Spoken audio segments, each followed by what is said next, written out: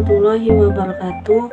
Izin memperkenalkan diri, nama saya Tiara Putri Ambrina dengan NPM 22411034 dari kelas manajemen 22A. Di sini saya akan menyampaikan materi yang berjudul rumus dan perhitungan rasio keuangan. Di sini saya akan menjelaskan rumus-rumus rasio keuangan. Jenis rasio keuangan ini antara lain: 1. Rumus rasio likuiditas, 2. Rumus rasio aktivitas, 3. Rumus rasio solvabilitas, 4. Rumus rasio profitabilitas. Terdapat 4 jenis rasio yang saya sebutkan di atas memiliki rumus perhitungan sebagai berikut. Terlebih dahulu saya akan menjelaskan definisi rasio likuiditas. Rasio likuiditas adalah sebuah rasio yang mampu menunjukkan kemampuan perusahaan untuk memenuhi kewajiban atau membayar hutang jangka pendeknya. Rasio ini dapat mengukur seberapa likuidnya suatu perusahaan. Rasio likuiditas juga bisa diartikan sebagai gambaran posisi uang kas dan kemampuan perusahaan untuk melunasi atau membayar kewajiban hutang sesuai pada waktu yang sudah disepakati. Untuk mendapatkan hasil rasio likuiditas, pengukuran ini tidak bisa dilakukan sekali atau dua kali. Namun, barangkali pada jangka waktu tertentu sehingga akan terlihat perkembangan likuiditas perusahaan dari waktu ke waktu. Di sini saya akan memberikan satu contoh soal tentang rasio likuiditas, yaitu dari laporan pada perusahaan diketahui bahwa terdapat kas dan setara kas nilai 727, 151, 756.000, total kewajiban jangka pendeknya 408, 490, 550, 651.000. Berdasarkan data di atas, berapakah rasio kas yang dimiliki perusahaan tersebut? Kita akan mencari beberapa rasio kas yang dimiliki perusahaan dengan cara jumlah kas dibagi dengan jumlah utang lancar rasio kas. Nah, jumlah kasnya 100, 727, 151, 756.000 dibagi dengan 408, 490, 550, 651.000 rupiah. Kemudian hasil dari rasio kas tersebut senilai 0,246. Nilai rasio kas pada perusahaan tersebut adalah 0,246 atau 24,6%.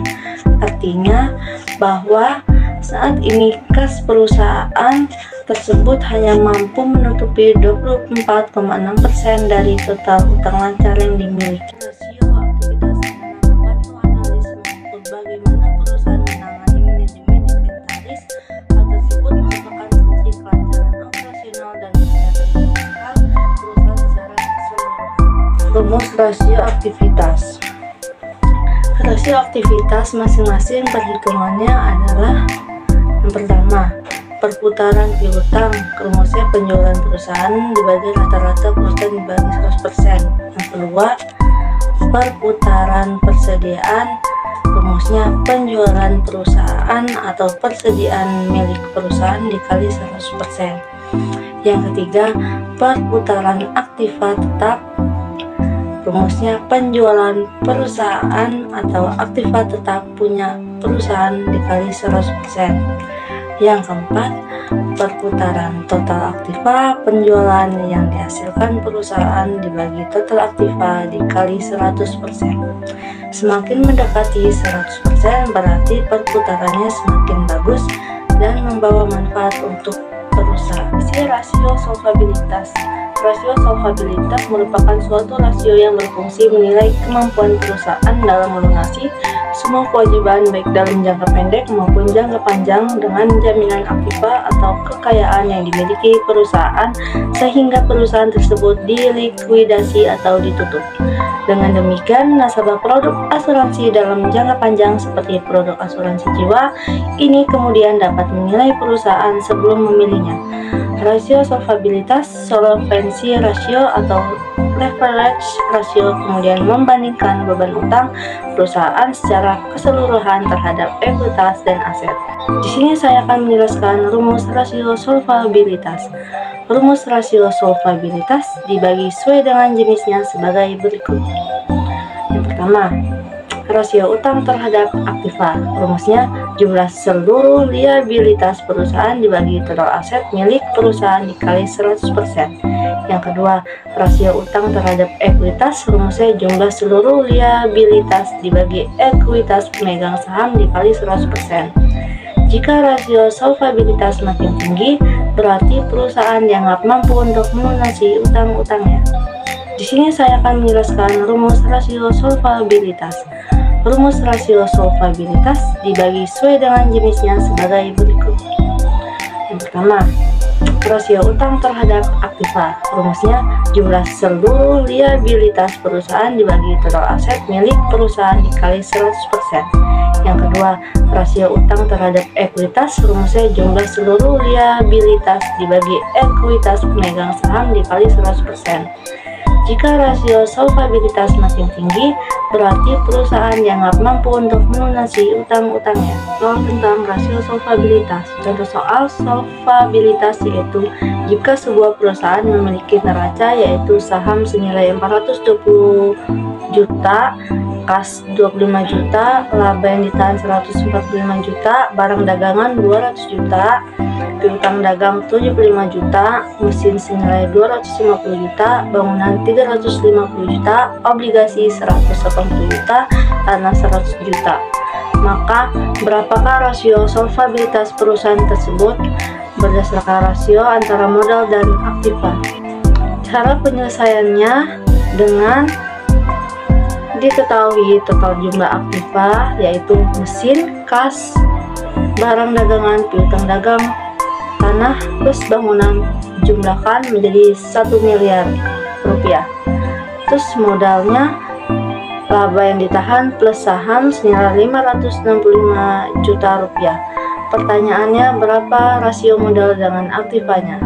Rasio modal dengan aktivanya, modal sendiri dibagi total aktiva dikali 100%. Jadi 565 juta dibagi 1 miliar dikali 100%. Jadi rasio modal dengan aktiva senilai 56,5%. Definisi rasio profitabilitas atau profitability ratio adalah rasio atau perbandingan untuk mengetahui kemampuan perusahaan untuk mendapatkan laba atau profit dari pendapatan earning terkait penjualan aset dan ekuitas.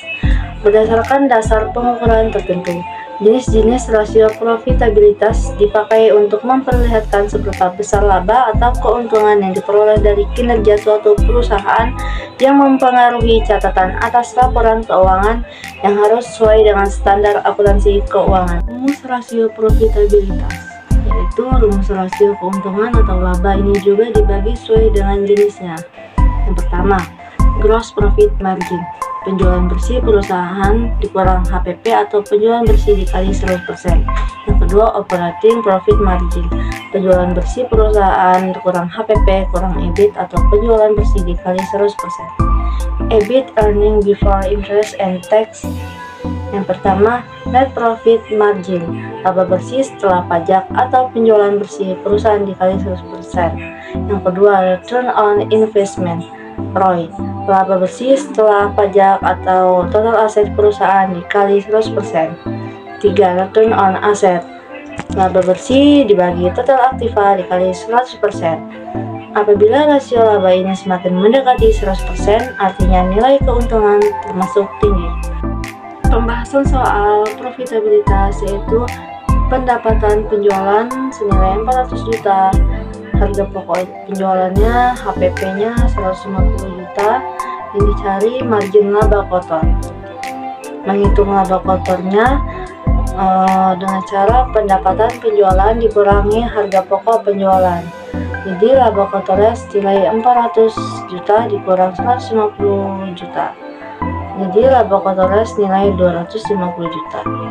Menghitung margin laba kotor dengan cara pendapatan penjualan margin laba kotor sama dengan 250 juta dikurang 400 juta. Jadi margin laba kotornya senilai 62,5%. Sekian penjelasan dari saya. Bila ada salah kata, saya mohon maaf. Saya akhiri. Wassalamualaikum warahmatullahi wabarakatuh.